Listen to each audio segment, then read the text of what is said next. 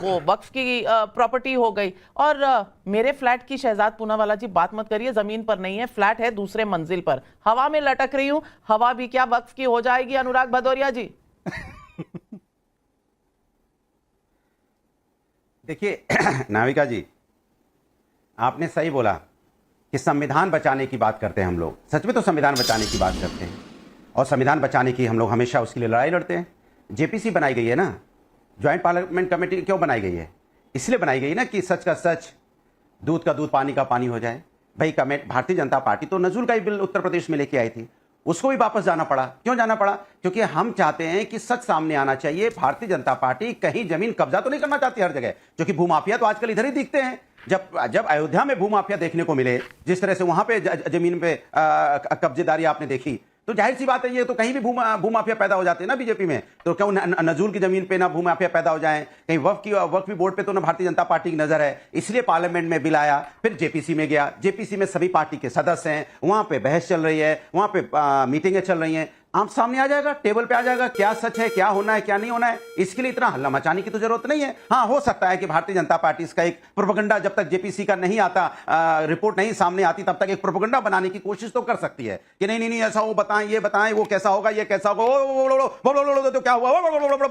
अरे क्या भाई, कहां क्या बोल रहे हो, कुछ भी बोल रहे हो भाई। जेपीसी पे विश्वास है कि नहीं इस देश को? संविधान पे विश्वास है कि नहीं इस देश को? सबको विश्वास है, लेकिन भारतीय जनता पार्टी को नहीं है। लब लब लब लब लब कर रहे हैं हर बात में, लब लब लब लब लब लब लब लब, ये बताएं, वो पकड़ें, ये पकड़ें। अरे क्या पकड़ें, क्या बताएं भाई? संविधान पे विश्वास रखिए। जेपीसी का अभी चल रही है मीटिंग, जेपीसी अपनी रिपोर्ट पार्लियामेंट में पेश करेगी, आपको पता चल जाएगा क्या है। इसीलिए तो जेपीसी में गई ना, आप जमीन कब्जा करने के चक्कर में थे, आप चाहते थे। बदरुद्दीन अजमल को आपने लो नहीं कहा, आप बीजेपी को लो कर रहे हैं, बीजेपी कर रही है। शहजाद पूनावाला जी जवाब दे। अरे इधर उधर भाग रहे हैं, फिर इधर उधर भाग गए आप। आपका देखिए हवा में लटकाने लगे। देखिए, मैं क्विक काउंटर देना चाहता हूं। मैंने अनुराग जी की पूरी बात को सुना है, मुझे उम्मीद है कि वो अब चुप रहेंगे, अपनी अपनी बारी में हम अपनी बात रखेंगे। नाविका जी प्लीज, नाविका जी आप बोले।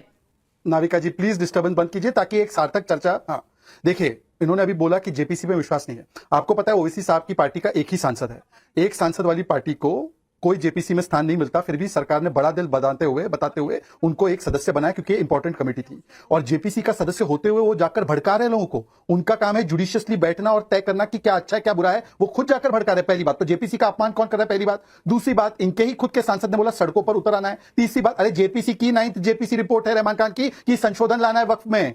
अनुराग जी लबड़ा मत करिए, पढ़कर आइए कभी डिबेट में। ये केवल जीभ हिलाने से, आप बुद्धि भी थोड़ा हिलाइए कभी। आपकी केवल जीभ हिलती है और जीभ और बुद्धि का कोई कनेक्शन नहीं है। आपका जीभ और बुद्धि का कोई कनेक्शन नहीं है, आपकी जीभ अपने आप हिल रही है, बुद्धि से कभी मिलती नहीं है। यही बहराइच का केस, अगर ये दंगा, अगर सपोज रिश्ते की घटना भारतीय जनता, अगर समाजवादी पार्टी सरकार। अब बताइए, बहराइच पे आ गए। नाविका जी इनका कुछ इलाज कीजिए, नाविका जी कुछ इलाज कीजिए इनका, नाविका जी इनका इलाज कीजिए। टीवी डिबेट की विश्वसनीयता गिरती जा रही है। ऐसे पैनलिस्ट को देखकर टीवी डिबेट की विश्वसनीयता गर्द में जा रही है। नाविका, ऐसे पैनलिस्टों को देखकर हमें पूछा जाता है ऐसे लोगों के साथ बैठते कैसे हैं? हमें ताने को सूझ जाते हैं कि आप कैसे बैठ जाते हैं हरे कुत्ते के साथ। नाविका जी कृपया करके आपके दूसरे पैनलिस्ट को संरक्षण दीजिए। टीवी डिबेट की क्यों विश्वसनीयता गिरेगी?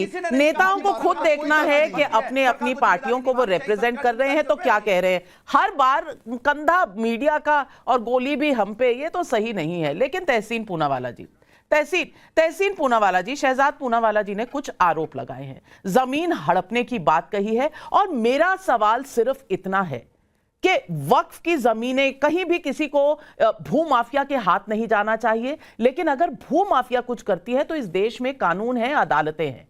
लेकिन वक्फ एक ऐसा कानून है जिसकी अदालत भी खुद वहीं पर है और किसी की सुनवाई कहीं पर नहीं है। इसीलिए वक्फ अगर कहेगा कि संसद की जमीन हमारी है तो क्या वक्फ के हवाले कर देनी चाहिए? नंबर 1। नंबर 2, कभी ताजमहल इनका, कभी संसद इनका, कभी एयरपोर्ट इनका, कभी होटल इनका, ये वक्फ के नाम पर ही सब कुछ कर दिया जाए, क्या ये सही है?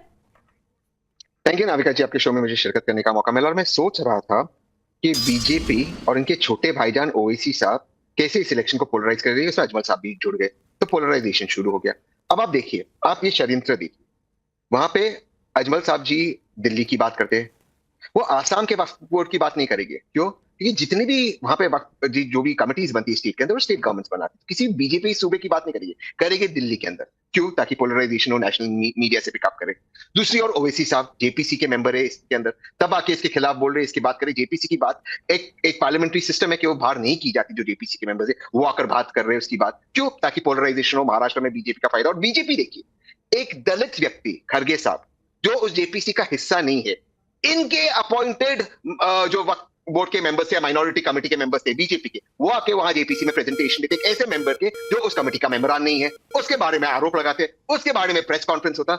वक्फ के पास ऐसा कोई पावर नहीं है कि कोई भी जमीन दे सकती है। आप ही ने बताया नाविका जी, ताजमहल पे उन्होंने क्लेम किया, क्या मिला? उनको कहा कि आप नहीं क्लेम कर सकते हो। ऐसी कोई पावर नहीं है। लेकिन बीजेपी, ओवैसी साहब और अजमल साहब इसे पोलराइज कर रहे, बीजेपी की मदद करने को महाराष्ट्र के लिए। दूसरी चीज से मैं अपनी बात समाप्त करना चाहता हूं। वक्फ बोर्ड की जो कानून है उसमें अमेंडमेंट की जरूरत है। ये नहीं हो सकता कि 9 लाख करोड़ का जो टोटल की वैल्यू की जो जमीन है, उसका जो पैसा या रेंट है कुछ लोगों के पास जाए, सारे मुसलमानों के जाना चाहिए। इसके लिए एक सीरियस डिबेट होनी चाहिए, ना कि टेलीविजन पर आकर हम कुछ भी बोल दे। और कमाल है, 1984 में अगर 123 प्रॉपर्टीज इंदिरा गांधी देती है तो पोलराइज बीजेपी करती है। 2013 में मनमोहन सिंह की सरकार 123 प्रॉपर्टीज देती है तो पोलराइजेशन शहजाद पूनावाला की पार्टी करती है। आप अपने गरबा में तो झांक कर देखिए कि कोर्ट ने क्यों तब भी रोका 1984 में और दोबारा रोका 2013 में। इस पर आपके पास कोई जवाब नहीं है। महाराष्ट्र में अगर सीटें मांग रही है तो वारिस पठान साहब की पार्टी कांग्रेस से और महाविकास आघाड़ी से सीटें मांग रही है, लेकिन बी टीम हो गई बीजेपी की।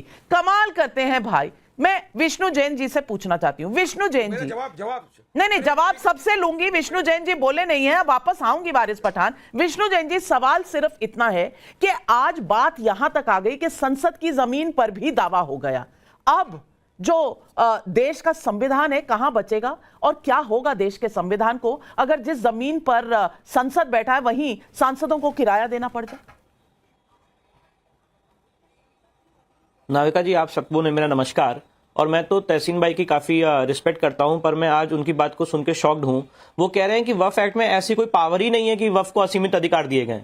तो अब मैं यहाँ पे सारे लोगों ने बहुत सारी चर्चाएं की, अलग अलग एग्जाम्पल्स दिए, तो मैं समय ना बर्बाद करके उनको बताना चाहता हूं कि भैया जरा सेक्शन 4, 5 और 6 पढ़ लीजिए, सेक्शन 8 पढ़ लीजिए, सेक्शन 40 पढ़ लीजिए, सेक्शन 36 पढ़ लीजिए, सेक्शन 28 पढ़ लीजिए, 52, 53, 54 पढ़ लीजिए, 83, 84, 85 पढ़ लीजिए, 89 पढ़ लीजिए, 101 पढ़ लीजिए, 107 पढ़ लीजिए, 108 पढ़ लीजिए।